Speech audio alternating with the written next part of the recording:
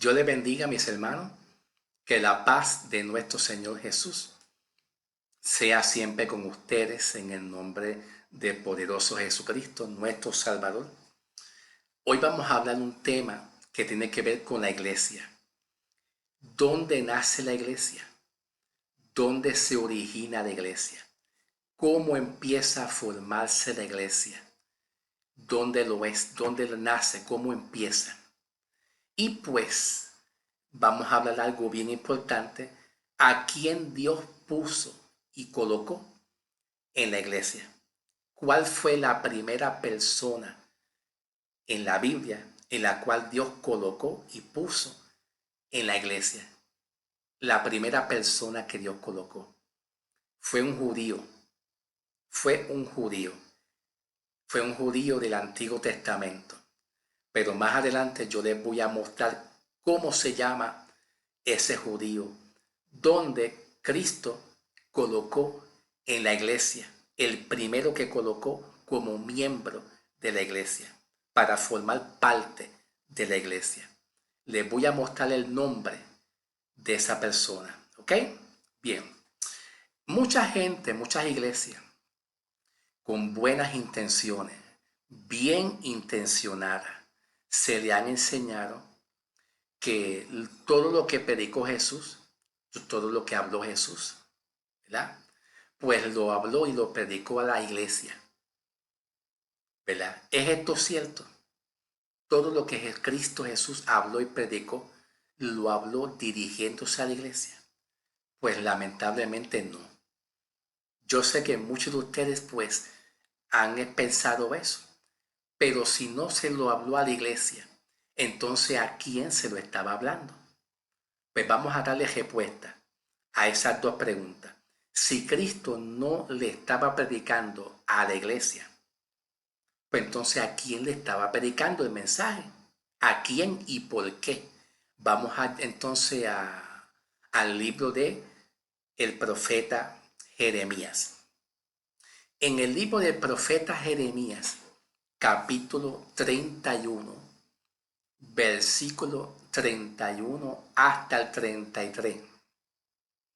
Jeremías 31, versículo 31 hasta el 33, dice: He aquí vienen días, hablando una profecía que ya se cumplió, en la cual yo haré un nuevo pacto. Ese pacto comienza después que Cristo muere, no es antes. Los libros, los cuatro evangelios de Mateo, Marcos, Lucas y Evangelios en San Juan que nosotros conocemos y que predicamos hoy en día, pues no se le conocen como el nuevo pacto. El nuevo pacto es una profecía y es espiritual. El nuevo pacto es una profecía. Es más, se le reconoce como un pacto reformado, más no un nuevo pacto, porque hay un solo pacto que es el Antiguo Testamento. Pero el nuevo pacto que aquí es Jeremías 31, versículo 31 hasta el 33 habla, es un pacto donde Cristo, donde Dios Padre promete que su Hijo Jesucristo va a venir a Jerusalén, a Samaria, a Judea, va a venir a predicar a los judíos. Entonces aquí habla en Jeremías de Israel y también habla de Judá. Los de Israel son todos aquellos habitantes que son los israelitas originales.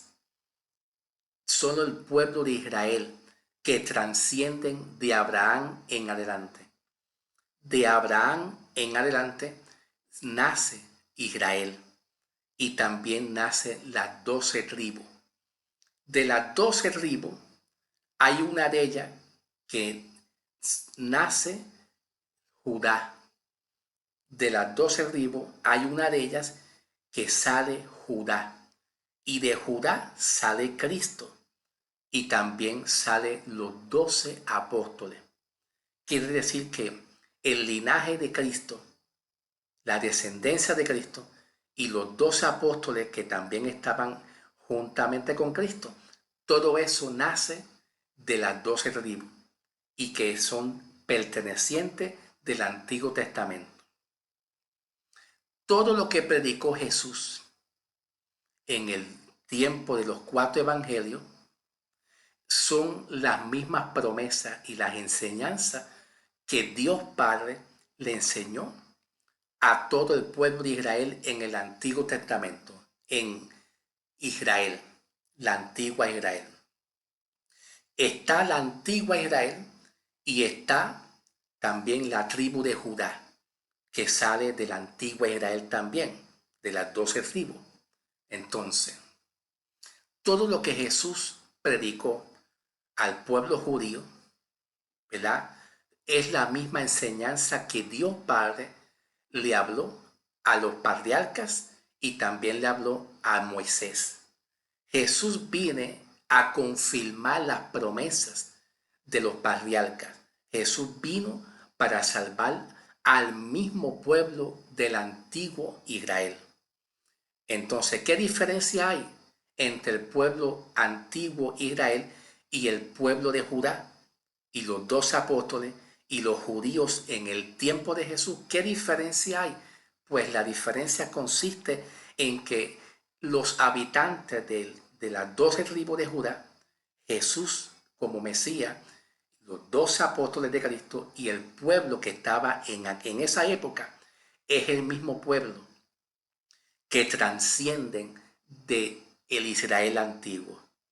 Repito, todos los habitantes de que estaban en el tiempo de Jesús, los 12 apóstoles de Cristo también, incluyendo Jesús, que es un judío, Jesús es judío por naturaleza, pues es el mismo pueblo que transciende del Antiguo Testamento, con la diferencia en que es un pueblo de una época y una generación más avanzada. Esa es la diferencia. Todo lo que predicó Jesús, ¿verdad? Y lo que predicó los 12 apóstoles de Cristo, lo predicaron los antiguos, el pueblo de Israel. Jesús viene a continuar su enseñanza con el mismo pueblo que transcienden del Antiguo Testamento, el pueblo hebreo, donde estaba la ley de Moisés. Si buscamos Mateo, vamos allá a Mateo un momentito. 5. Mateo 5, versículo 17. En el libro de Mateo 5, 17 y 18, Jesús habla al pueblo de Israel, a los mismos habitantes que trascendieron del Antiguo Testamento, pero este pueblo que estaba aquí era un pueblo de una época más avanzada, esa es la diferencia, pero tiene la misma doctrina y la misma enseñanza de los antiguos, predicado por Jesús. Y dice Jesús, no penséis que he venido a abrogar la ley. Pues entonces en el Antiguo Testamento había ley, que es la ley de Moisés. Y Jesús dice a este pueblo que transciende del mismo pueblo, pero es una época más avanzada, ¿verdad? Una transición un poco diferente, pues dice Jesús, no piensen ustedes que yo he venido a quitar. La palabra abrogar significa quitar, desarraigar, quitar, eliminar. No penséis ustedes que vengo a quitar la ley a los profetas.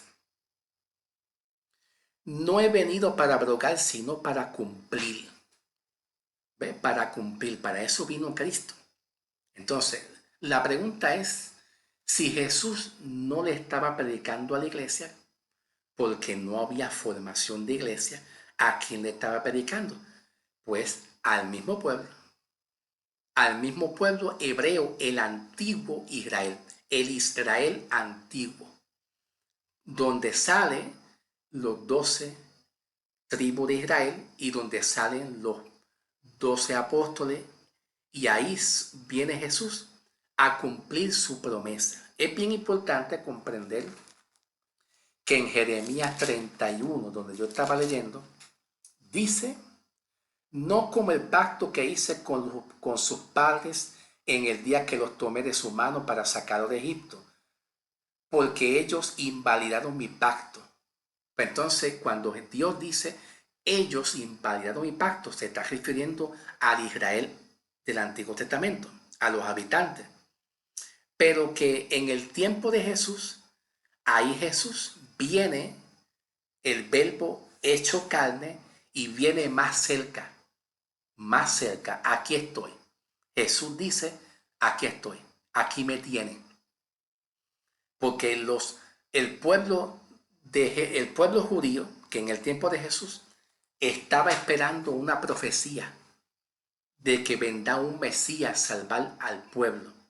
Ya llegó, ya llegó, ya llegó Jesús haciendo sanidades, milagros, promesas. Entonces, si en el tiempo de Jesús Cristo no le estaba predicando a la iglesia, ¿a quién le estaba predicando? Pues al mismo pueblo de Israel en el Antiguo Testamento.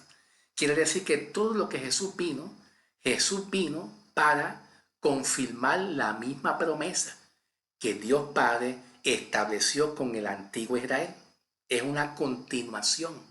Jesús vino para darle continuación. Por eso es que en Mateo 5, 17 dice, no penséis que he venido para abrogar la ley, para quitar, vengo a cumplirla de la misma manera que Dios Padre estaba con los antiguos y con la antigua Israel cumpliendo la ley de Moisés y los mandamientos y los preceptos.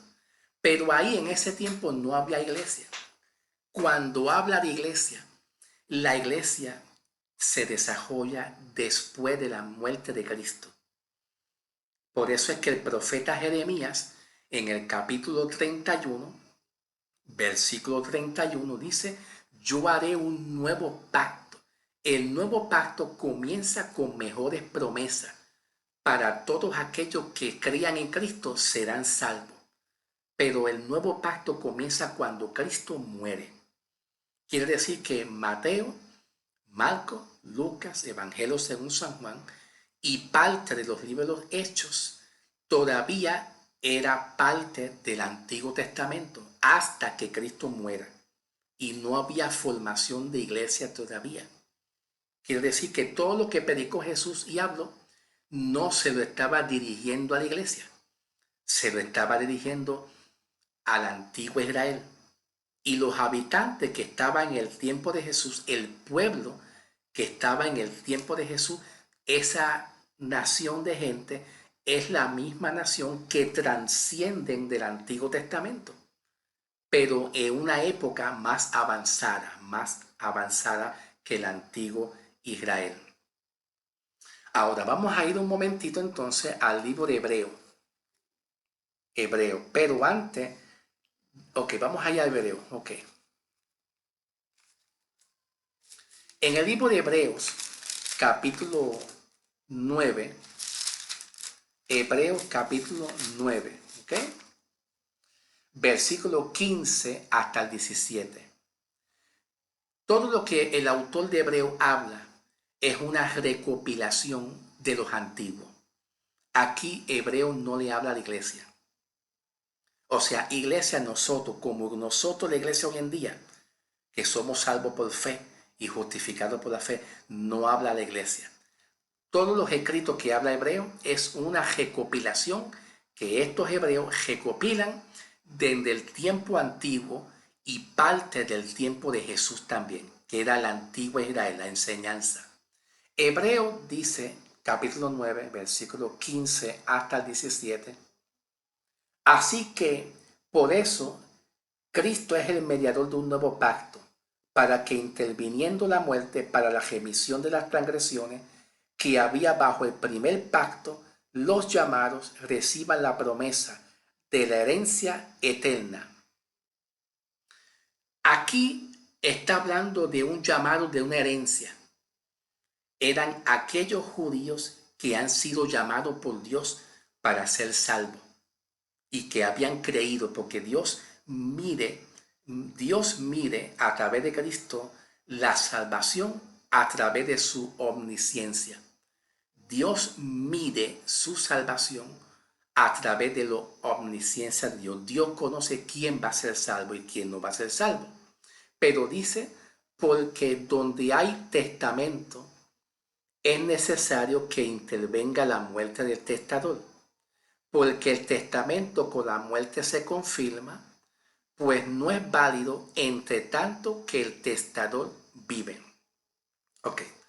En el versículo 16 dice que Cristo es el testamento. Lo que llamamos nosotros el testamento nuevo. Cristo es ese nuevo testamento. Pero que ese nuevo testamento no puede ser validado, no tiene valor, a menos que Cristo mismo, siendo el testador, testamento y testador es lo mismo. Lo que pasa es que Cristo es el testador. Cuando Hebreo dice y habla del testador, se está refiriendo a Cristo, que es el que hace el Nuevo Testamento, que es el que hace el testamento. Entonces, como Cristo es el testamento, pues entonces Cristo tiene que morir para que entonces el Nuevo Testamento tenga validez, tenga valor. Porque si Cristo no muere, las promesas para ser salvo, las promesas para ser salvo y perdonado, tanto judíos como gentiles, nunca se van a cumplir. Por eso es que Jeremías 31, versículo 31 en adelante, dice: yo haré un nuevo pacto, pero ese nuevo pacto contiene a Cristo muriendo en la cruz, ensangrentado. Ese nuevo pacto tiene que ver con sangre. Si no hay sangre derramada de Cristo, no hay pacto nuevo, y no hay promesas nuevas, y no hay salvación, y no hay perdón de los pecados para nadie, sea judío, griego, como quien sea. Entonces Cristo es el testador que hace la promesa de un nuevo testamento y fabrica promesas nuevas para todo aquel que crea, judío o gentiles, cualquier nación que acepte a Cristo como Salvador por la fe, sea y pueda ser salvo. Entonces el libro de Hebreos dice: porque el testamento con la muerte se confirma, pues no es válido tanto que el testador vive. Entonces en el tiempo de Jesús no había Nuevo Testamento. Todavía estaba la ley y todavía la ley del pecado estaba vigente. La ley del pecado está vigente todavía. No había testamento. Todavía estaba la ley del pecado, todavía no había salvación. No hay salvación, no hay Espíritu Santo, no hay promesa, a menos que Cristo muera en la cruz. ¿Ves? Que Cristo es el testador. Ahora, bien importante comprender esta palabra. Cuando Cristo muere, le dio por viejo la antigua dispensación. Toda la ley de Moisés, los mandamientos y todo lo que predicó Cristo en el Antiguo Testamento caducó, se terminó. Primero, Cristo muere en la cruz, pero como los judíos rechazaron a su Mesías, en la mayoría rechazaron a su Mesías, pues cuando Cristo muere en la cruz, empieza un nuevo testamento, una nueva transición. Comienza un periodo de tiempo diferente, donde Cristo tiene amor para salvar a una nación. Y esa nación de gente son los gentiles. Pues porque los gentiles nunca tuvieron participación con el pueblo judío. Nunca tuvieron entrada para participar de las enseñanzas de Jesús con el pueblo de Israel. Los gentiles eran paganos y bajo pecado y maldición. Cuando Cristo muere, entonces Dios llama a esas naciones a través de un apóstol, que viene siendo Pablo el apóstol. Y toda la ley, todas las ordenanzas y los mandamientos que Jesús enseñó en el tiempo de Jesús y que Dios enseñó en la antigua Israel con los antiguos hebreos también, todo eso caducó. ¿Por qué? Porque Cristo dio una promesa. ¿Dónde está esa promesa? Pues está a través del apóstol Pablo. Vamos a ir al libro de Hechos de los Apóstoles un momentito, ¿ok? Búsquese el libro de los Hechos de los Apóstoles 26, versículo 15 hasta el 18. Hechos 26 del 15 al 18. Dice, y entonces dije, ¿quién eres Jesús? Y el Señor dijo, yo soy Jesús a quien tú persigues. Pablo está testificando a un hombre llamado el rey Agripa del testimonio que él tuvo al conocer a Cristo. Pero el rey Agripa no creyó en Cristo. Pero entonces aquí Pablo está testificando a un hombre llamado el rey Agripa, pero él no creyó en Cristo. Y solamente Pablo está dando su testimonio. Y dice Pablo, pero levántate y ponte sobre tus pies, porque para esto he aparecido a ti, para ponerte por ministro y testigo de las cosas que has visto y de aquellas en que me apareceré a ti, librándote de tu pueblo y de los gentiles a quien ahora yo te envío, para que le abras sus ojos, para que se conviertan de las tinieblas a la luz y de las potestades de Satanás hacia Dios, y para que reciban por la fe que es en mí perdone los pecados. Ahí Pablo recibe una revelación de Dios para las naciones gentiles que eran paganas y se convirtieran. Entonces Dios dice a través de Pablo, ellos van a ser salvos por la fe, pero van a ser salvos por la fe en la sangre de Cristo, no salvos por las obras de la ley. Los antiguos eran salvos por la ley, porque no había sangre de Cristo derramada todavía. ¿Ve? Los antiguos, los judíos y los antiguos eran salvos por la ley. Bueno, no por la ley, no por la ley, porque la ley no te puede salvar, pero la ley era la forma en la cual ellos iban a ser perfeccionados. La ley era la manera como ellos iban a ser perfeccionados, pero sabemos que Pablo nos enseña que por las obras de la ley nadie puede ser salvo y justificado. Ahora, si leemos Timoteo, la primera carta de Timoteo, la primera persona que fue puesta en el cuerpo de Cristo en la iglesia, que yo se lo había prometido a ustedes, primera de Timoteo, capítulo 1, versículo 13, versículo 12 en adelante. Versículo 12 en adelante. Dice así. Doy gracias al que me fortaleció en Cristo Jesús, nuestro Señor, porque me tuvo por fiel poniéndome en el ministerio. Habiendo yo sido antes blasfemo, perseguidor, injuriador, mas fui recibido a misericordia, porque lo hice por ignorancia y incredulidad. Pero la gracia de nuestro Señor Jesucristo fue abundante con la fe y en el amor que es en Cristo Jesús. Palabra fiel y digna de ser recibido por todos, que Cristo Jesús vino al mundo para salvar a los pecadores, de la cual yo soy el primero. Cristo vino a salvar a los pecadores. Y aquí Pablo dice que fue el primero en ser colocado en el cuerpo de Cristo, en la iglesia. La iglesia empieza a través de Cristo, por mismo Cristo. Y el primero que Dios rescató para formar la iglesia y formar un cuerpo que es la iglesia fue Pablo, el apóstol, que fue el primer que fue colocado en la iglesia. Y Pablo fue judío. ¿Ve? Pablo fue judío. Ahora, bien importante comprender, ¿verdad?, que aquí en el libro de, vamos a buscar la carta de Efesios,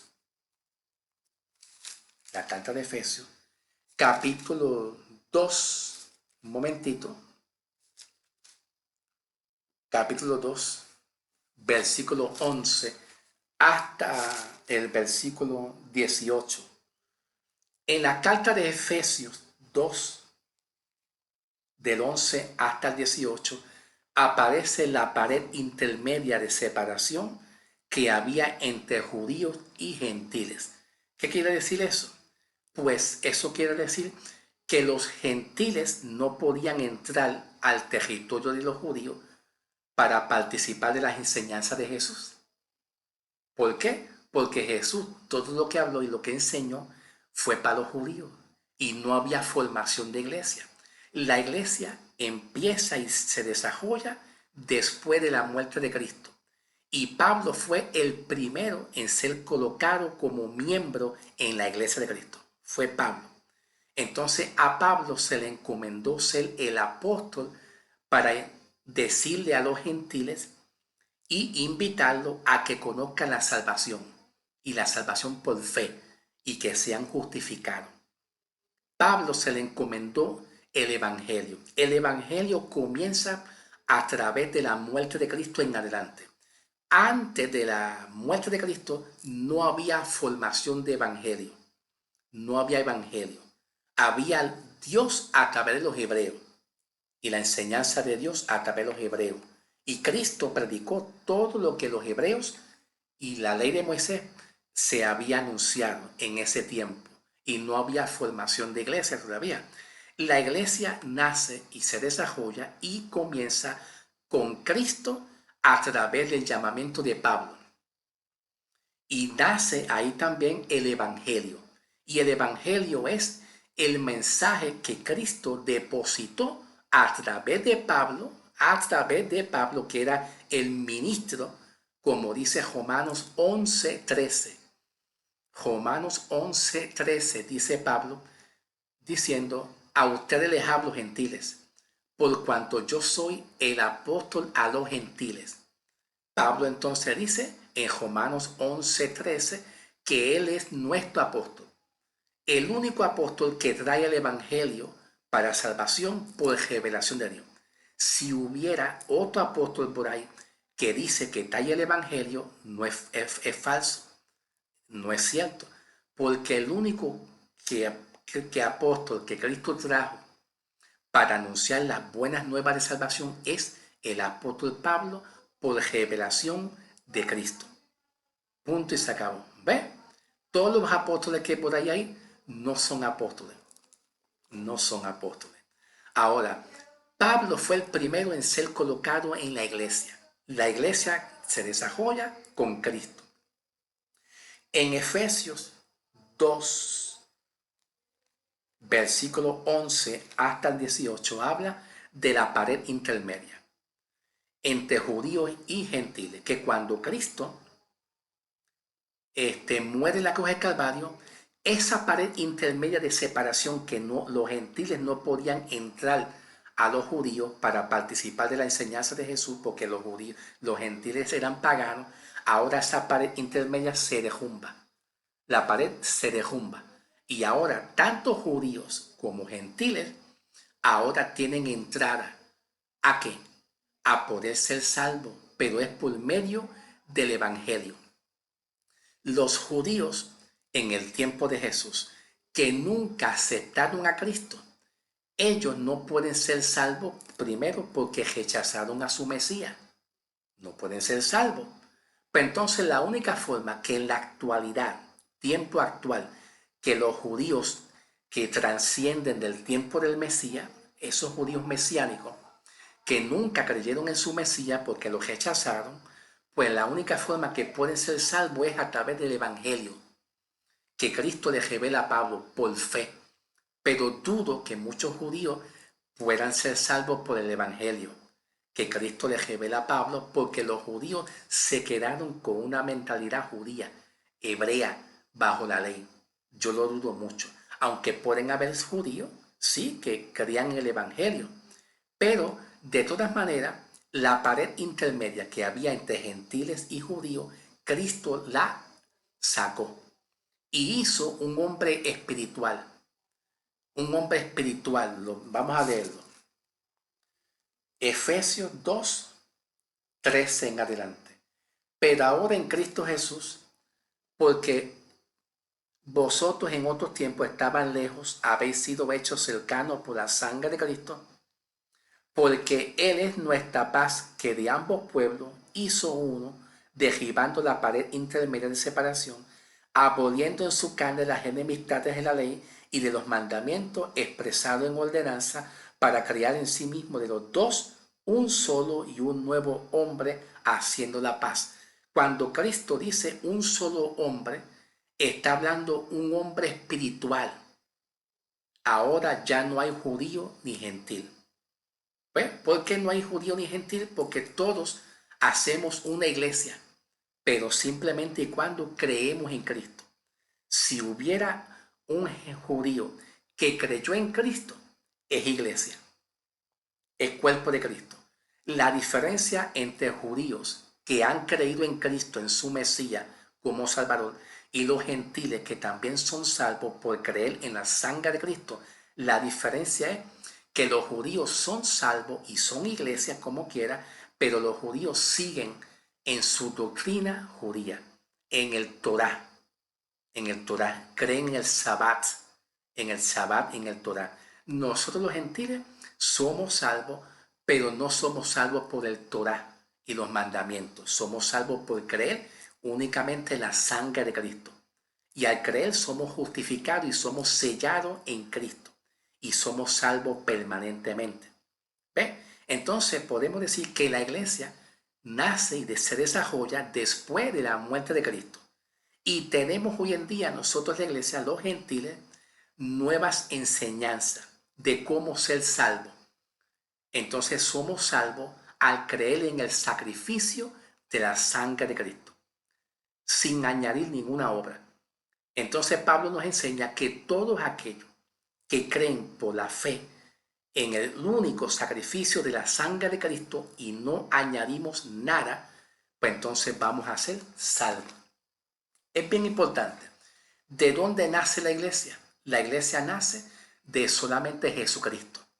A la vez que muchas iglesias añadan a un cogerentor o a una cogerentora o añadan a un apóstol o añadan a alguien más o a algo más, no importa si es alguien más o algo más, no importa si es alguien o algo, si añadimos algo más para atribuir salvación y perdón, nos convertimos en idólatras.